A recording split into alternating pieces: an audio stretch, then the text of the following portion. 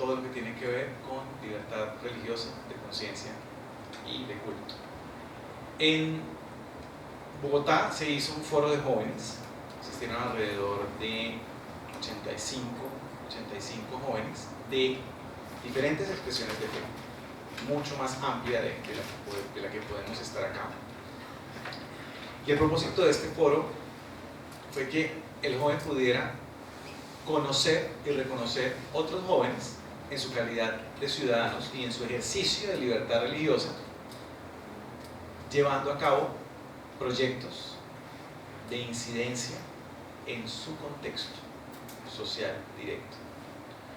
Tuvimos 5 experiencias que fueron socializadas con las personas que vinieron al foro, y después se hizo un taller donde cada joven socializaba si conocía a alguien, algún joven que en su localidad estuviera haciendo un proyecto de construcción de tejido social o un proyecto de trabajo directamente con la comunidad, fuera el que fuera, en el área de deportes, en el área de artes, en cuidado a niños, y que pudieran reconocer que otros jóvenes, independientemente de su expresión religiosa, de su confesión de fe, estaban haciendo lo mismo, y si estaban en su misma localidad.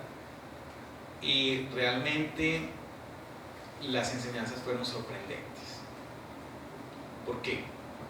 Porque más allá de la barrera de la creencia religiosa, de la expresión de fe del individuo, pudimos, digamos así, hacer clic con el ciudadano que le está doliendo Colombia y que está enfrentando su realidad desde su espiritualidad, y pudieron muchos de ellos articular trabajos conjuntos sin perder su identidad, desde su identidad. Es decir, hay aspectos de la vida como colombiano que nos atañen, nos convergen como colombianos más que como practicantes de una espiritualidad. Ese es el resumen del foro de jóvenes, y vamos a hacerlo hoy también acá. Somos un grupo un poco más reducido, pero vamos a tratar de hacerlo, por lo menos vamos a tratar de hacerlo, y después vamos a tener unas mesas de trabajo.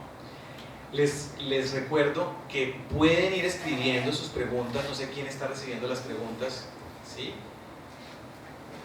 La moderadora del foro está recibiendo las preguntas. Cuando vayan escuchando, por favor, registren sus preguntas y pásenlas. No se queden con sus preguntas, porque el propósito de esto es poder, o sea, queremos escuchar a los jóvenes. Por eso lo hicimos aparte, porque sonará un poco chistoso. Con mi jefe, el doctor Fabián Salazar, hablamos de la gerontocracia. Entonces, los viejitos, ultra cabezas de las comunidades religiosas, entonces en un foro de jóvenes habla una persona con toda la autoridad del mundo y hay que respetarlos y toda la experiencia, habla de primero y después nadie más quiere hablar porque se presupone en el ambiente que él ya lo dijo todo por su experiencia. No, queremos escucharlos, o sea, queremos escucharlos. Este espacio es para ustedes más que para nosotros, es para ustedes. Quiero hablar en esta tarde acerca de la cultura.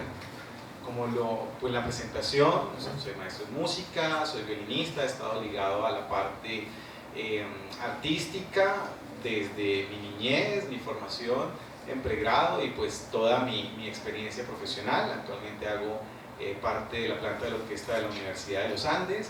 He sido gestor de otros tipos de proyectos de gestión de orquestas sinfónicas y orquestas de cámara en la ciudad de Bogotá, específicamente en la localidad de Teusaquillo, y siempre he estado apasionado con el tema cultural. Entonces, para no entrar en un argot ladrilludo, voy a tratar de ser lo más sencillo y lo más rápido posible. ¿Qué es lo que se conoce como cultura? Yo pudiera sacarles acá miles de definiciones de cultura, pero la más sencilla es, la cultura es cómo las sociedades escogen hacer las cosas. Así de sencillo.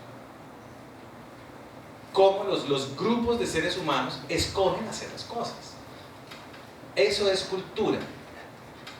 Empezando, los que viven en Bogotá viven en una temperatura, en unas condiciones de localización diferentes a las personas que viven en Cali, a los que viven en Pasto. Y si salimos a Centroamérica, Norteamérica, Europa, Asia, África, cada grupo tiene su manera de hacer las cosas y tiene su manera de resolver las cosas. Y déjenme decirle que no solamente los seres humanos, se ha descubierto, el estudio académico de la cultura se llama colología, por si quieren investigar acerca de la teoría de la cultura. En Colombia existe una entidad que se llama la Academia Colombiana de Cultura, que ha ahondado en el estudio de la cultura, muy interesante, muy interesante. Pueden investigarlo.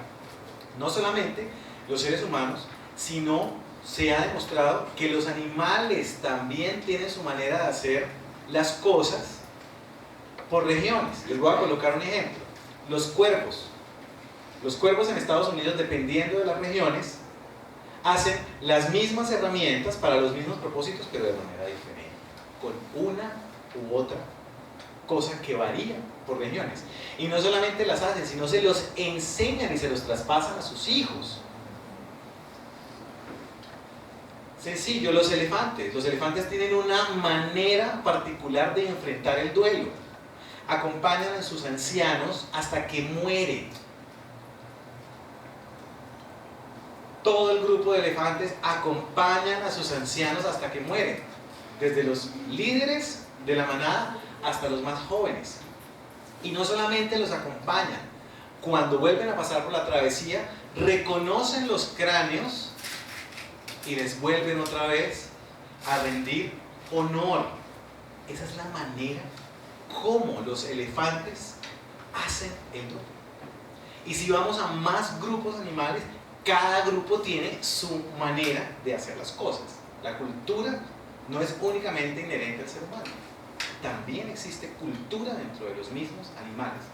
Ellos deciden y construyen cómo hacer las cosas. Partiendo desde este principio acerca de la colología, reflexionaba acerca de la cultura colombiana, y déjenme decirles que sí tenemos una cultura colombiana, porque somos colombianos y hemos decidido como sociedad cómo hacer las cosas. Aunque cada región tiene una particularidad en su comportamiento, somos colombianos. Y partiendo de la Carta Magna, que nos da no solamente sino la identidad como colombianos. Tenemos muchos otros íconos y muchos otros signos que nos hacen ser colombianos, identificarnos como colombianos y distinguirnos como colombianos diferente a los españoles, diferente a los argentinos, y dentro de nosotros, mejor dicho, es un tema muy muy amplio.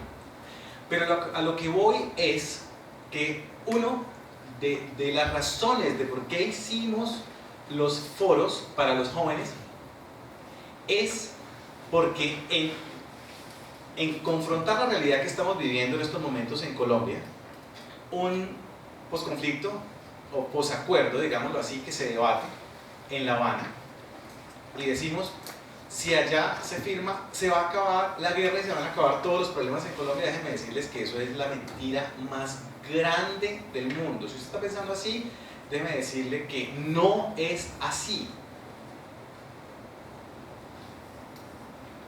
Nuestra cultura colombiana es una cultura corrupta, y no estoy hablando de un discurso político en absoluto, estoy hablando desde la cultura. La cultura de una sociedad legitimiza los actos. ¿Por qué tenemos políticos corruptos? ¿Por qué tenemos administradores públicos corruptos? ¿Por qué tenemos familiares corruptos? ¿Por qué tenemos vecinos corruptos? Porque nosotros también en áreas de nuestra conducta somos corruptos, porque hay un componente en la cultura colombiana y es la corrupción. Entonces, la cultura, nuestra cultura como colombianos, me incluyo yo también porque me toca a mí, me atañe a mí, es una cultura que legitimiza los actos corruptos. No solo los que cada uno hacemos, sino los que toleramos. Y quiero meterme un poquito al rancho con todo el respeto. Quiero meterme un poquito al rancho. ¿Cómo estamos pensando? O sea, desde las comunidades de fe primeramente, general y abierta, ¿cómo estamos pensando transformar un país si nosotros, como creyentes y practicantes de cual sea la espiritualidad de fe, estamos permeados por esa cultura corrupta y no hemos salido de la caja de la cultura colombiana? Esto no es solamente la guerrilla, esto no es solamente los paramilitares, esto no es solamente Isagen. No, somos todos amados jóvenes. Y es mi preocupación en este momento. La doctora Viviana y yo venimos a hacer generaciones de transición, pero a ustedes son los que les va a tocar face to face con toda la repercusión de todas las decisiones que se tomen hoy en Colombia respecto al posacuerdo y al posconflicto. Y me parecía pertinente tocar este tema. Y me meto un poquito más allá, siendo protestante histórico, militante, creyente, confesional. ¿Cómo podemos manejar un doble discurso dentro de la iglesia? De que somos la sal, de que somos la luz, de que somos la verdad, y estamos incurriendo en actos corruptos desde las organizaciones de fe. Y no solamente estamos incurriendo en actos corruptos desde las organizaciones de fe, sino que toleramos los actos corruptos de nuestros líderes. Yo creo que es tiempo de que empecemos a manejar una ética compacta y no fraccionada.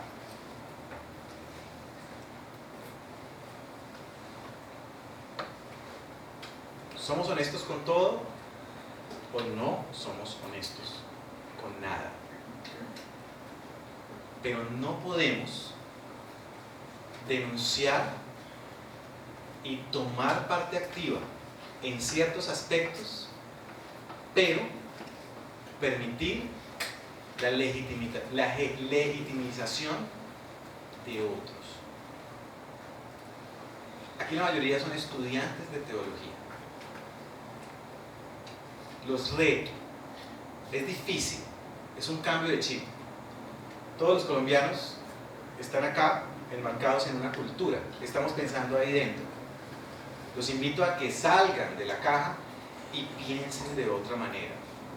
Solo así, solo cuando se llega a una convicción plena, como hombre o mujer de fe, pero también como ciudadano, es que podemos empezar a cambiar desde lo práctico y desde lo cercano. Quiero hablar acerca de la cultura protestante. Dentro del estudio serio de la cultura, dentro de la colología, existe un área de estudio que se llama cultura protestante. ¿Por qué? Si volvemos al fundamento, una sociedad que decidió hacer las cosas conforme a un pensamiento, conforme a una directriz, conforme a un marco. Y quiero hablar acerca de la Reforma Protestante de 1517. Y quiero hablar de unos aspectos rápidamente porque el tiempo ha corrido. Y quiero tomar la frase de Juan Calvino: si somos iguales ante Dios, somos iguales ante el Estado. ¿Qué aportó la práctica del no del pensamiento protestante, del Evangelio, de Romanos? ¿Qué aportó a Alemania y a Suiza y al resto de países que se adhirieron al pensamiento protestante, al pensamiento reformado. ¿Qué aportó? Voy a simplemente nombrar 4 o 5 cosas. Ustedes pueden investigarlo después.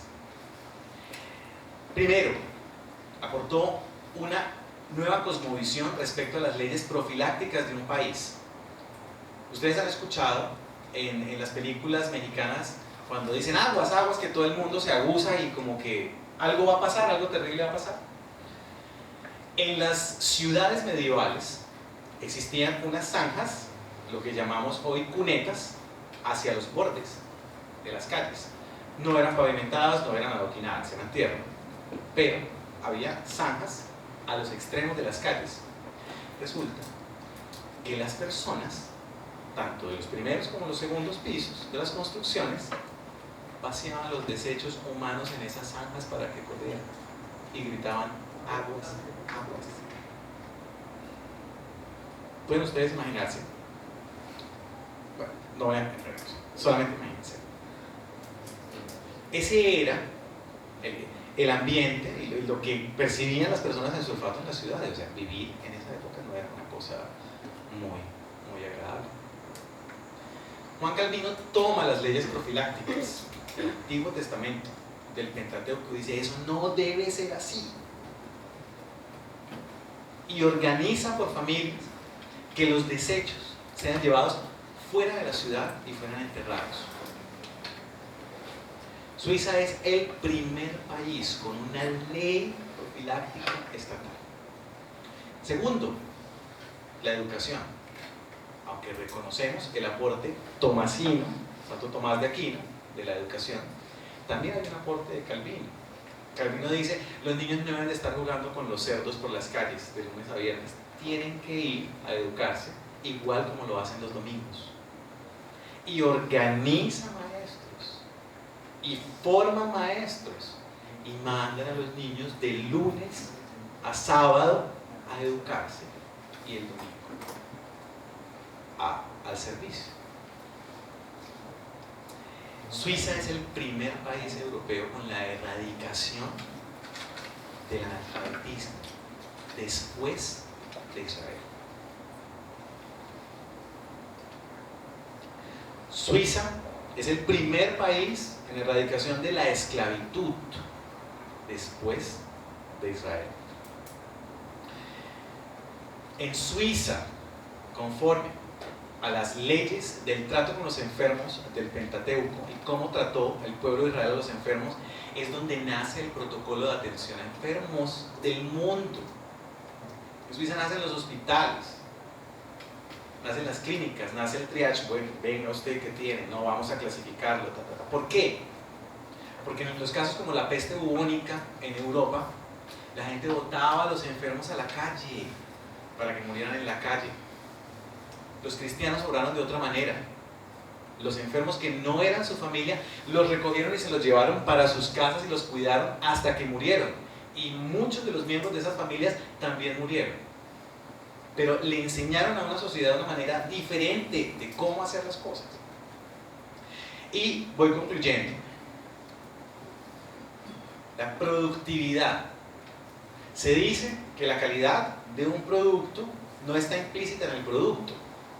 Que la calidad de un producto para comercializar se la imprime quien hace el producto. Es decir, de la calidad de quien hace el producto es el producto. ¿De dónde nace este pensamiento? Este pensamiento nace de las primeras asociaciones comerciales europeas de países protestantes, donde toman como referencia todo lo que hagan, hacerlo como para el Señor. Entonces hacen un envase con agua, pero primero están pensando: yo voy a hacer esto, que Dios se agrada de este producto. Qué filosofía tan bonita, ¿no? Pero este producto le va a servir a alguien y yo voy a recibir una remuneración por eso y voy a vivir digno. Eso ustedes lo pueden consultar en el libro Ética Protestante y el Capitalismo de Max Weber. Eso se ve en administración de empresas, se ve en sociología, se ve en administración pública, pero o nosotros, los cristianos, no nos hemos convencido de que el texto y el evangelio sí ha servido para dar ejemplos de transformación de comunidades, uno, y segundo, pues tampoco digamos lo que ha sido una información que han querido que se difunda demasiado.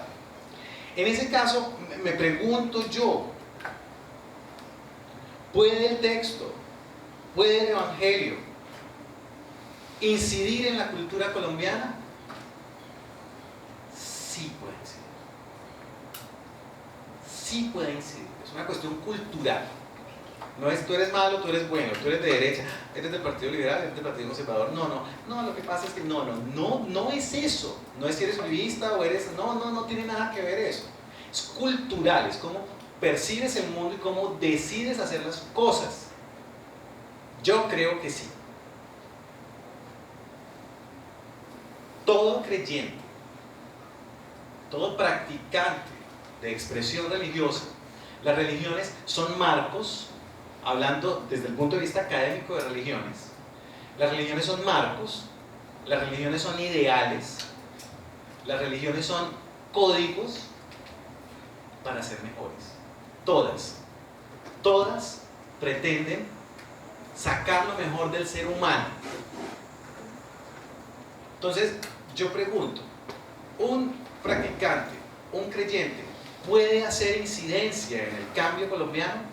Sí puede hacer incidencia, no estoy hablando solamente de la parte protestante. Tomo el ejemplo de Calvino y Suiza, pues porque es mi identidad, pero hablo también para las otras identidades que están acá.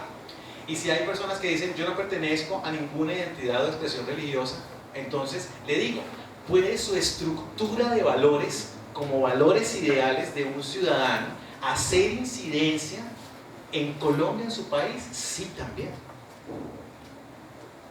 también puede hacerlo.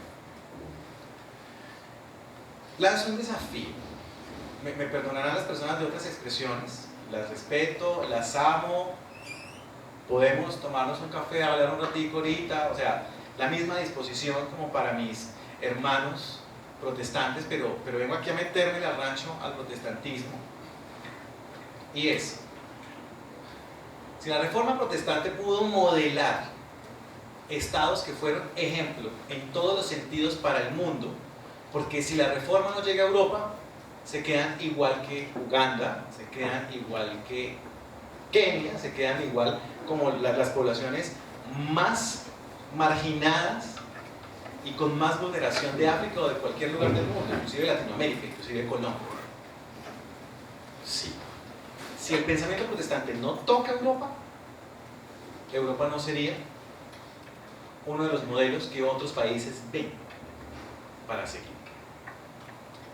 Viene una cosa más. Próximo año, 17 de octubre de 2017, ¿saben qué pasa? ¿Alguno de los aquí, los chicos del seminario, sabe qué pasa? 500 años de la Reforma. 500 años de la... ¿Qué vamos a hacer? ¿Vamos a seguir jóvenes?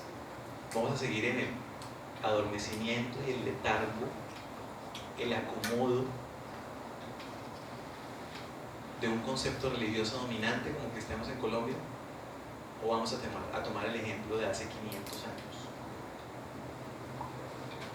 De decidir cambiar la manera de hacer las cosas en este país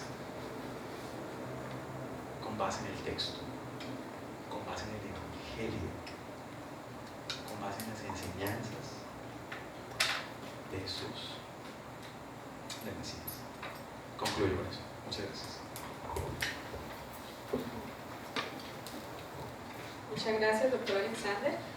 A continuación daremos 10 minutos para las preguntas. Las personas que tengan alguna pregunta escrita, por favor levanta la mano, yo me acerco por la pregunta.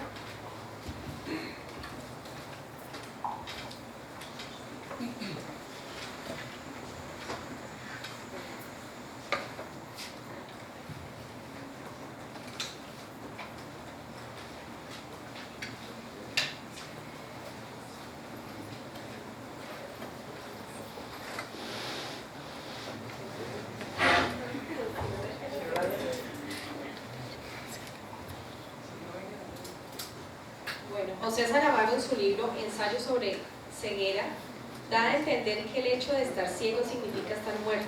Sin embargo, una mujer que no está ciega desearía estarlo debido a la amoral que puede ver. Entonces viene el caso como desde el derecho y la... Como desde el derecho colombiano y de la cultura. Algo importante es, escriban a quién va dirigida la pregunta, porque si no empezamos por acá. Sí. ¿A la doctora o a Viviana o Alexander? La doctora bien. Termina tú de expresar la pregunta. Sí, pero es que Karen no Sí. entiende, yo escribo Sí, lo que quise manifestar ya en el contexto sí quedó claro. Era cómo desde pues, una cultura no de acuerdo a la colombiana como se nos la presenta, se puede soportar o se puede seguir luchando en esto nuevo que uno percibe.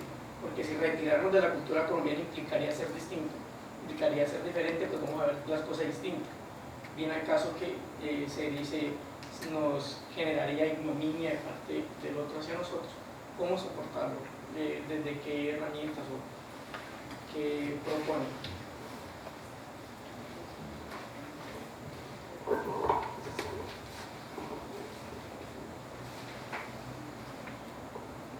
En ningún caso apelo a la discriminación, o en ningún caso apelo a la violencia o al atropello. Apelo a la conciencia individual y a la decisión del cambio práctico desde mis acciones más sencillas. Los cambios sociales se gestan desde las bases, desde la presión de las bases hacia arriba, casi nunca desde arriba hacia abajo. Ustedes como estudiantes de teología han tenido que tocar el tema de la teología de la liberación, ¿cierto? Que apela a la dignidad humana, que apela al equilibrio, que apela a la justicia, pero apela desde una estrategia armada para hacer un cambio desde arriba hacia abajo. En este caso,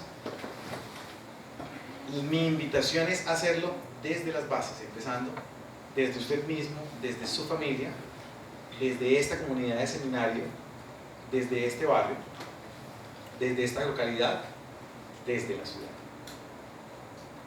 En el caso de la cultura colombiana, y mi inquietud es mucho más hacia la administración pública. Estamos cansados de que se robaron esto, de que hicieron malos manejos de esto, y cada vez lo que le pertenece, lo que nos pertenece a los colombianos, cada vez nos vemos más vulnerados, más atropellados, y no hacemos nada. ¿Qué hacer? Participe en los mecanismos democráticos que la misma sociedad ha legitimizado de participación, para que haya otra voz, para que haya presencia de personas como ustedes, como nosotros, con un pensamiento de hacer las cosas de una manera diferente, no desde la corrupción, sino desde la legalidad. Mi llamado en ese sentido es a la participación, no al choque.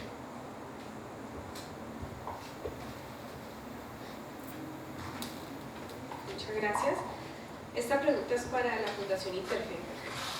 Las comunidades de fe necesitan prepararse para los desafíos relacionados con la comunidad LGBTI. ¿Interfe tiene programas para atender esta necesidad o solo realizan foros? En este momento no hay un programa específico para atender esta necesidad específica. Creemos que con proporcionar los espacios para hablar acerca de libertad religiosa, intrínsecamente vamos a tener que hablar del tema de libertad religiosa, LGTBI, porque es una realidad que estamos viviendo como colombianos. Como un dicho de alguien que me llama la atención, lo vamos resolviendo en el camino. O sea, es algo que es pertinente y creemos que más adelante, de acuerdo a las posibilidades y al ambiente, desde un carácter, quiero ser muy claro en esto, desde un carácter académico, no desde el punto de vista religioso o desde el sentir emocional o visceral de ambas partes. Tengo que ser muy honesto y muy justo. Ambas partes se acercan a un diálogo de este tema que es, yo sabía que este tema iba, se lo dije a la doctora Viviana, vamos a tener que encarar el tema, porque está en el ambiente de mucha inquietud. Claro que sí. Pienso que en un futuro, no muy lejano, dependiendo de las condiciones y del ambiente, vamos a tener que tratar el tema desde un punto de vista jurídico